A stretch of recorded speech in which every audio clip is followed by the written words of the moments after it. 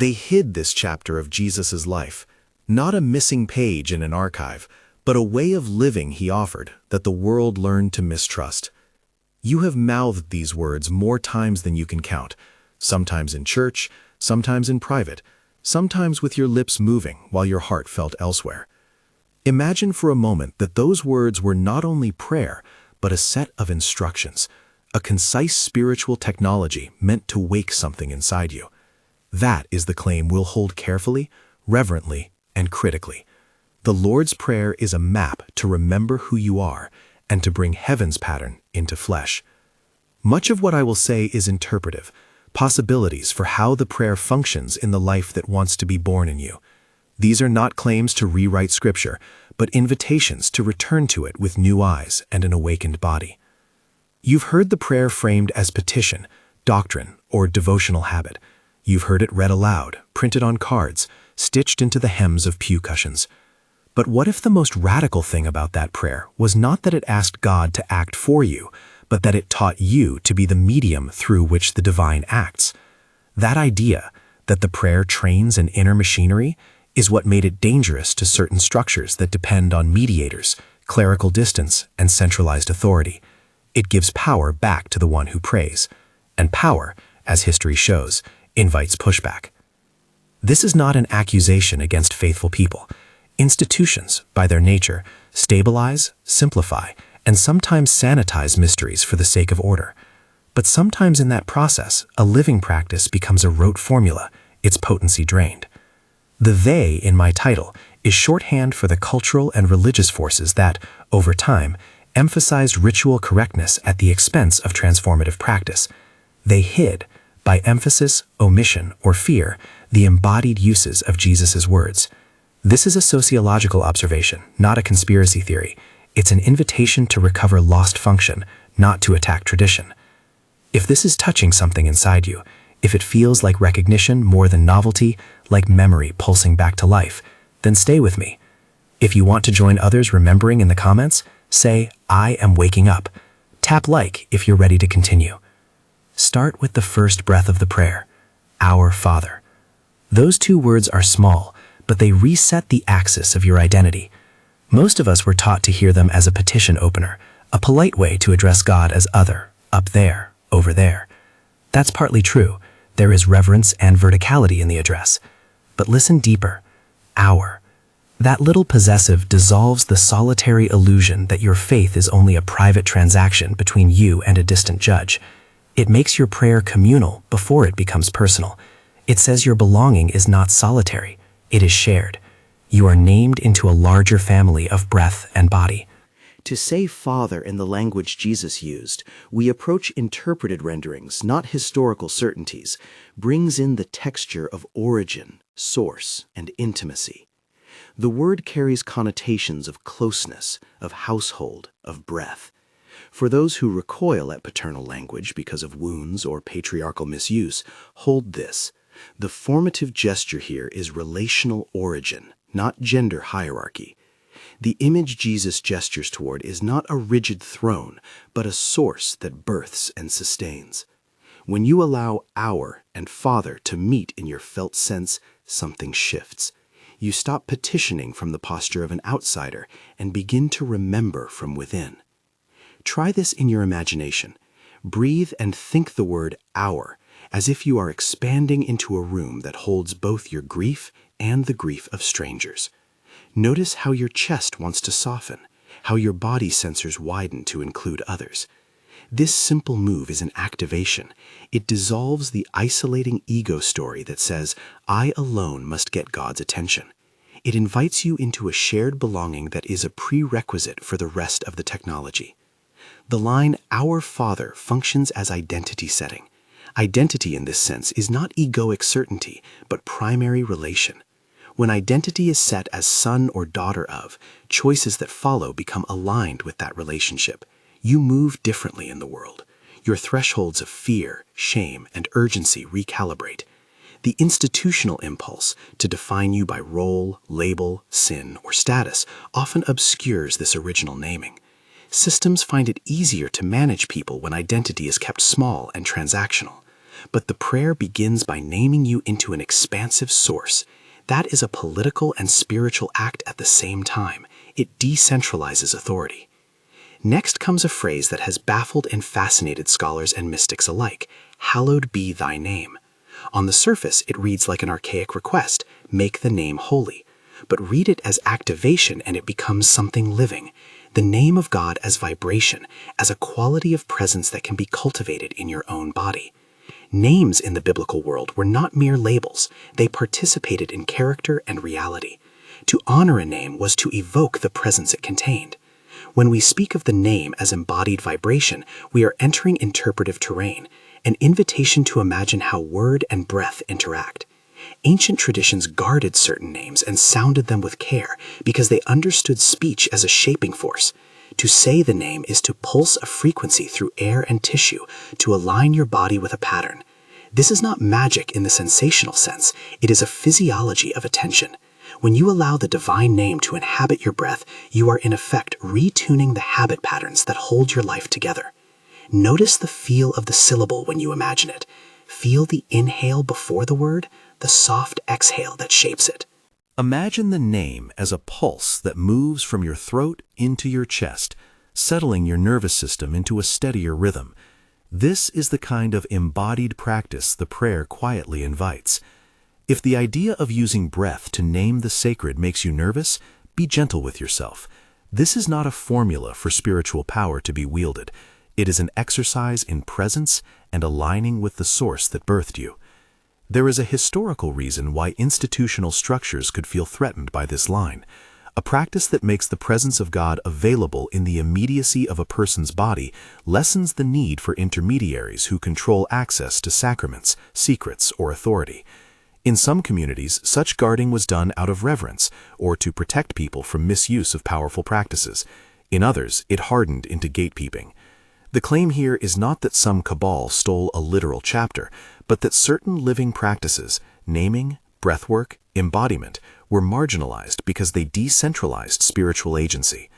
Hallowed be thy name, then, is an instruction to cultivate the presence of God as a living frequency within you. It asks you to accept responsibility for the holiness that emerges from your own body when your attention is rightly aligned. The name becomes not something you fear and avoid, but something you allow to resound within you. As you practice this, the landscape of prayer changes. It becomes less about asking God to do something out there and more about allowing God's pattern to live through you. From identity and vibration, we move swiftly into mission. Thy kingdom come. This third line is the pivot from inward reorientation to outward embodiment. Kingdom language has been tied in many minds to power structures, thrones, dominions, and future eschaton. Jesus, however, often spoke of a kingdom that arrives as a present frequency, a way of being that shifts what is possible in a moment. Here, come is not a plea for a future event only. It is a summons for the kingdom's pattern to manifest through the person who prays. Think of the kingdom as a field, not property, but a moral and energetic terrain, with a particular attractor frequency, presence, justice that heals, mercy that restores, power that tends rather than dominates. When you pray, thy kingdom come, you are consenting that this field take shape in you and through you. That consent requires agency. It asks, will you become the vessel through which the kingdom arrives? Will you allow your choices to be governed by a different logic than fear, scarcity, or reputation protection? Imagine the small decisions of a day, a conversation where you choose truth over convenience, a moment where you bear another's discomfort rather than force correction, a business decision that prioritizes human dignity over short-term gain. Those are the vectors by which kingdom frequency moves. The prayer is not fanciful metaphysics. It is a training regimen for the soul and the social life. The more your interior aligns with kingdom values, the more your outward actions create habitable space for heaven's principles. This line explains why some structures felt threatened. An embodied, present kingdom that requires no intermediary is hard to bureaucratize. When people begin to realize that they themselves are the locus of divine activity, the dynamics of compliance, tithing for access, and clerical gatekeeping shift. Institutions that have been repositories of spiritual power will often emphasize sacrament, office, and regulation, useful structures in many cases, but structures can ossify into systems that resist individual activation. The prayer undermines a neat monopoly, because it insists on distributed embodiment. Every follower is a node. This is a call to responsibility, not rebellion. To pray, "Thy kingdom come," is to accept that you will be asked to bear weight. It is to say yes to discipleship in the form of daily practices, ethical recalibrations, and the discomfort of letting inner impulses be tested against a higher pattern. The kingdom does not arrive as a spectacle. It emerges through the steady repetition of right-form choices. That is why this line, more than any other, reads as dangerous to the old world that prefers predictability and hierarchy over messy incarnational transformation. Now consider the next turn. "Thy will be done on earth as it is in heaven." Here, many have heard resignation or fatalism, a folding of hands and waiting for a cosmic plan. That is one lawful reading. But interpretively, the will Jesus points to is not merely an abstract decree. It is the sacred desire, the aligning impulse that moves creation towards its telos. The word might be rendered, in some interpretive frameworks, as sacred inclination, the soulful intention that, when aligned with Source, becomes creative and formative. To pray "Thy will be done" in this light is not to abdicate, but to co-labor. It is an invitation to discover the inner motion that resonates with heaven and to enact it on earth. Heaven, then, is not some future address, but a paradigm of harmony in which the will of the Creator finds expression through willing creatures. You are not asked to become passive. You are asked to become attentive. You are asked to learn to recognize the stirrings within that are consonant with the divine pattern, and then to enact them courageously. This reorientation reframes obedience from dutiful compliance to intimate alignment. Obedience, properly understood, is discernment, the capacity to distinguish between a self-protective impulse and a soul-birthing urge. It is the practice of listening for the subtle convergences where your desire and the divine desire meet. That is where the prayer becomes operational. You begin to see that heaven and earth are not opposed realms, but different registers of the same reality. The work is to translate frequency into form. As you consider these first lines, notice the arc. Identity sets the frame, name resounds the frequency, kingdom invites embodiment, and will asks for alignment. Each phrase builds on the previous one, teaching you how to become a living conduit. This cumulative design is what I mean by technology, a set of interlocking practices that train attention, reform the body, and repattern decisions. If you feel a rising urgency here, a pressure in your chest, or a tightening at the base of your throat, it's because these ideas press against the settled habits that govern your life. Remember, the prayer is gentle in form, but revolutionary in function. To live it is to risk being reshaped by a frequency that refuses to be domesticated. There is more ahead, the lines that open to provision, forgiveness, testing, and deliverance, and they pick up the thread the first half of the prayer has begun to weave. But pause here and let the implications settle. You are being invited into an identity that is communal, into a practice that tunes your body, into a mission that makes ordinary choices sacred, and into an alignment that asks your will to become a channel for heaven's pattern. If you are ready to follow this path, know that recovery happens in small, embodied steps. The remembering breaths, the refusal of quick fixes, the patient work of forgiving and being forgiven. It asks for courage to unlearn comforts that keep you small and to embrace practices that return your power to you without promising instant triumph. The forces that resisted this return were not only external institutions, but also internalized habits of fear and scarcity. Reclaiming the prayer's function requires the bravery to say yes repeatedly in small moments. You stand now at the edge of a threshold. The first half of the prayer has renamed you and retuned you and has enlisted you for mission. Moving through the rest of the petition opens the workshop where provision, purification, testing, and release are practiced. Those are not easy rooms. They will require you to face ledgers, to forgive debts you did not ask for, to navigate the seductions that promise shortcut power, and to unmask the stories that have stolen your name. Before we enter that workshop, consider this. What would it mean if prayer were less about acquiring and more about becoming? What if every line you pray is a muscle to be exercised, not an incantation to be recited? The danger the old world perceived was not that people would stop going to worship gatherings. The danger was that people would show up differently, embodied, responsible, and unwilling to accept a flattened, outsourced faith. There is a final caution to offer here, tender and necessary. Many practices that awaken inner life are powerful. They can open wounds as well as heal them. If you find yourself stirred in places that feel raw, move with care. Seek companions. Ground your curiosity in community that honors both mystery and accountability. Recovering the prayer's function is a communal project. It is not a technique for private spectacle. It is meant to be lived within bodies that have learned to love one another into wholeness. So we stand, marked by name, tuned to kingdom, and pledged to alignment. The inner work calls you to a practice of presence, and the outer world will test whether you have truly learned the lesson.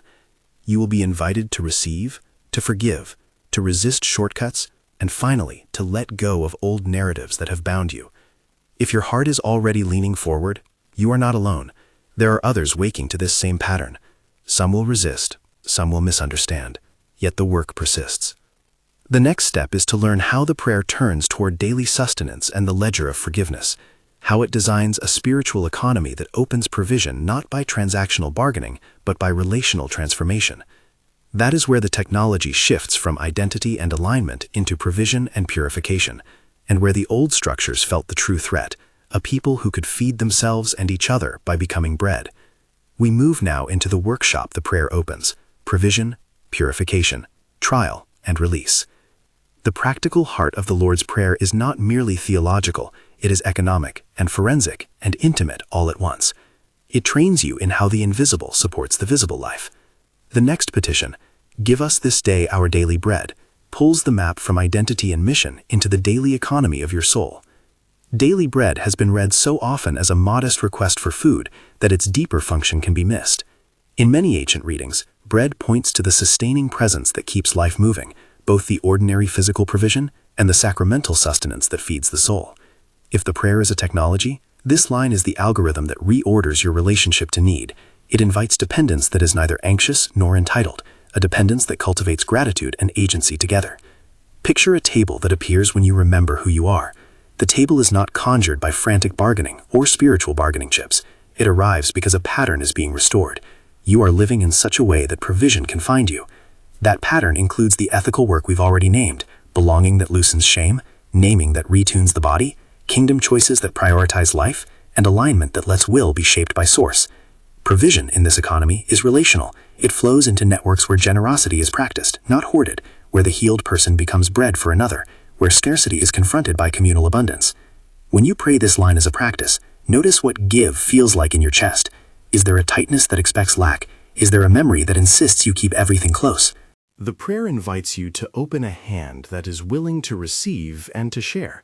That willingness is not naivete, it is a discipline. It teaches you to notice the small gifts steaming, the help offered at a low point, the encouragement at a precise hour, the finances that come through when integrity was preserved. The daily quality is key. The prayer trains you to look for the present bread of life, not to hoard for fantasies or to be distracted by spectacular provision.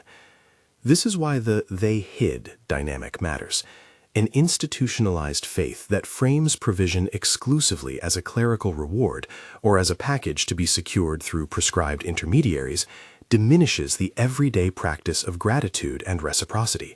If access to nourishment becomes something controlled by an office, the exercise that the prayer cultivates, simple receiving and generous sharing, becomes secondary. Restoring the prayer's function teaches you to steward what you have and to trust that the pattern of provision is not only transactional, but transformational. Closely entangled with provision is the next petition: "Forgive us our debts as we forgive our debtors."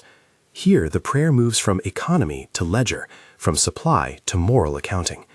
Debt language in the ancient world encompassed moral obligations, relational ruptures, and the energetic weight of grudges. Forgiveness, in the way Jesus teaches it here, is not merely a moral nicety, it is a mechanism that frees channels. Imagine grudges as sediment in a waterway. Each resentment, every ledger kept, slows the current of life by creating blockages. Forgiveness is not automatic, it is a labor of release that clears channels so provision and love can flow. When you refuse to forgive, you may believe you are holding someone accountable, but often you are keeping your own life bound to the moment of injury. The prayer instructs you to clear that ledger, not to deny harm, but to reframe the account so that your heart is not consigned to perpetual scarcity. This practice has a social dimension as well. The petition imagines reciprocity: "Forgive us as we forgive." This phrase asks you to internalize the economy of grace. You become both receiver and dispenser of mercy. That double role is radical. It resists the temptation to privatize grace or to hoard forgiveness like some moral currency. Real forgiveness creates communities that can risk mutual reality telling because trust is not predicated on perfect people, but on committed repair. For those who have endured deep wounds, the words "forgive us" may be frightening or feel impossible. A pastoral caveat here is necessary. Forgiveness is not a denial of justice or a requirement to re-enter abusive situations. It is a personal work of unhooking your life from the harm done to you so that you can act with clarity and care. Do this in community. Find guides and companions. Healing unfolds in stages, and the prayer is a frame, one piece of a larger path. There's also an energetic logic to forgiveness that the prayer implies. When you forgive, you change the patterns of expectation in your nervous system. Old anxieties loosen, a different readiness takes shape. The prayer suggests that the opened heart is the same instrument through which provision flows. That is not mystical superstition. It is a psychological spiritual insight. Unburdening allows for greater reception and more creative participation in the life of the kingdom. From provision and forgiveness, the prayer turns to the matter of trial. Lead us not into temptation, but deliver us from evil. These lines are often the most fraught because of interpretive difficulty and the potential for misread doctrine. We must tread carefully. To pray, "Lead us not into temptation," is to ask for guidance away from paths that test and trap, and to ask for wisdom when faced with allurements that promise quick ascent but exact a soul-splitting cost. Temptation in this reading is not merely sin's enticement. It includes any seductive shortcut that promises power or identity before the necessary formation has occurred. It's the quick fix that asks you to bypass the internal recalibration prayer requires. Think of counterfeit light. It flashes with intensity but does not carry the gravity of real transformation. Many forms of false spiritual maturity offer performance without integration, charismatic power without relational accountability. The prayer is a request for discernment. Teach our senses to detect the counterfeit early. This is why the "they hid" element has teeth here. When institutions emphasize spectacle, formulas, or charismatic authority in ways that short-circuit inner formation, people can be lured into practices that appear effective but leave identity fractured. Training in discernment is therefore central. The prayer asks for guardianship. Lead us away from traps and toward refining processes that produce lasting fruit. Refinement does not mean avoidance of challenge. Trials can be crucibles of sanctification. They can reveal what is surface and what is deep. But there's a crucial distinction between organic testing that matures you and manufactured trial that exploits you. The prayer is not a promise of exemption from hardship. It is a petition to be kept from the kinds of temptations that would trade your birthright for a transient illusion. It is a request that the pathways offered to you are those that will build capacity rather than erode integrity. The language "deliver us from evil" translates in this interpretive arc as a plea for liberation from the narratives and identities that injure you. Evil, framed this way, is not necessarily a cinematic demonic presence, but the long, slow story that says you are less than you are, a story inherited, internalized, and repeated. Deliverance is the work of reclaiming the true script, replacing a false self fashioned by fear, shame, or violence with the identity named in Our Father.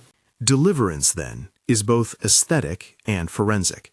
It looks like reclamation, retrieving parts of yourself that were displaced by trauma, apology, or cultural diminishment. It looks like restoring, rewriting the internal narrative so that you are permitted to live into your full name. It also requires community and discernment. True release is not a private spectacle. It is a steady deconstruction of the lies that held you captive, replaced by the practices that integrate and restore. In many historical contexts, authorities feared practices that empowered people to take back their names because such empowerment would redistribute spiritual capital. If a person could pray and feel the presence of God in their own chest, if they could practice forgiveness and thereby open channels of provision, if they could develop discernment that guarded their soul against counterfeit paths, then the center of spiritual authority shifts away from hierarchical gatekeeping. That shift is not inherently malicious. It is a democratization of grace. Yet democratizing grace can look threatening to systems whose identity depends on centralized control. At this point in the prayer, the architecture of Jesus' instruction is clear. He begins by reorienting identity, then resounds the name as embodied frequency, invites you to host the kingdom, asks for alignment of will, trains you in daily reception and reciprocal generosity, instructs you to clear the ledger, and teaches discernment and reclamation. Each step is a module in the spiritual technology that, if practiced, rearranges the way you inhabit your life. This rearrangement feels dangerous because it removes excuses for passivity. It asks you to become responsible. You are asked to carry integrity in small moments, to reject bargains that protect comfort at the cost of soul, to forgive in ways that break cycles, to nurture the interior life so that exterior choices reflect a deeper frequency. Living this way will attract both blessing and resistance. Friends and family, ministries and marketplaces will test whether you mean what you say. So what does embodied practice look like in the days that follow hearing this teaching? It is practical, modest, and cumulative. Begin by noticing breath and language. Say "our" and feel the widening. Let the name of God be a pause that centers you in moments of anxiety. Make small choices that honor the kingdom, small acts that prioritize human dignity and truth. Practice receiving the daily bread that arrives. Accept help without shame and offer help without calculation. Sit with the ledger. Name one resentment and consider what it takes to release it. Ask for guidance when you sense a shortcut that looks too easy. Invite companions, people who will speak truth and hold you to loving accountability. One thing to underline: the prayer does not make you immune. It trains you. It is a regimen of attention and habituation. You will misstep. Growth is not linear. The technology only works when combined with humility and patience. The they who hid the chapter did not necessarily want harm. Often they sought order and protection. Your recovery of the practice should therefore be marked by gentleness to yourself and respect for those who have guarded rights for reasons we can understand. Restoration is not erasure. It is relacing what was unstitched. As we near the closing of this teaching, feel the narrative arc one more time. The prayer begins with naming and ends with release. It moves from being to doing, from source to stewardship, from need to forgiveness, from seduction to deliverance. Each petition is a lesson, and each lesson builds a capacity to live differently in the world. The forbidden nature of this chapter is not a sensational theft of a missing text. It is a sociological marginalization of practices that redistribute power to the one who prays. Recognizing that is not an attack, it is recovery. Now hear a summons. This is not an intellectual exercise. It is an invitation to embodied action. Don't simply admire the map, walk it. Choose one thing to practice in the coming week. Soften into the communal breath of "our." Let a name be the anchor of presence in a difficult hour. Choose one small justice in your day that favors human dignity. Make a deliberate act of forgiving something that keeps you small. And when you sense a quick fix, pause and ask whether it aligns with the inner movement you now claim. Each of these is a muscle. Strength comes through repetition and communal support. A word on community. Recovering the prayer's living function is safer and richer when done together. The practices we are describing are not solo cliff dives, they are shared pilgrimages. Find a circle that values both mystery and accountability, a place where language of breath and name can be honored without sensationalism, and where claims of deliverance are weighed with pastoral care. If you are exploring deeper, consider resources that provide grounded teaching, not sensational promises. Be wary of any teacher who guarantees instant sanctification or financial miracles. Those are not the grammar of the prayer we have been tracing. And so we come back full circle to the title that brought you here. They hid this chapter of Jesus' life. Now you can see what is meant by "they hid" in the strongest, most honest sense. The chapter was obscured not by conspiracy alone, but by a long process of institutional priorities, fear of misuse, and human tendency to domesticate mystery. Practices that decentralize authority and teach people to become themselves conduits of grace are naturally destabilizing. That destabilization can be healthy, it can also be mishandled. Our task is to recover the functional heart of the prayer, its breathwork, its ethical training, its economy of generosity, while keeping our feet on the ground. Before we close, a final pastoral caution. Do not equate the recovery of inner practice with the rejection of community structures. Many faithful communities hold deep wells of wisdom and care. The aim is not to replace community with private spirituality, but to enliven communities by returning this embodied practice to the center. When individuals are trained in the prayer's technology and gather in accountable circles, the result is not fragmentation, but an enlivened belonging that resists exploitation and cultivates healing.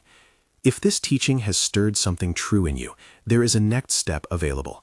For those ready to practice with guidance and with companions who respect both mystery and accountability, we have a place to go deeper: Sacred Scrolls, a guided resource library, and a moderated private community where these practices are explored with pastoral safeguards and practical tools. If you feel the pull to continue, join us there. Come into a space where breath and name, kingdom choices, and the hard work of forgiveness are taught with care and mutual responsibility. It is a single invitation, a community and resource hub to help you live the prayer as technology, not just memory. You were given words to speak and a life to embody. The forgetting was not absolute. The memory is stirring. They hid this chapter in the sense that they made its practice less visible, but it is not lost. It lives in the small rehearsals of your body and the daily acts of mercy you commit. Begin where you are. Remember that the work is incremental, communal, and liberating. And when you fall, come back to the prayer and say it with the awareness that each petition is an instruction for the living of a life that bears heaven on earth. May your breaths become a remembering. May your name settle in the chest like an old truth. May the kingdom find your feet ready and your hands willing to serve. And if you are ready to take one next step with companions who honor both mystery and accountability, join us at Sacred Scrolls and in our private group, where this teaching is practiced with care.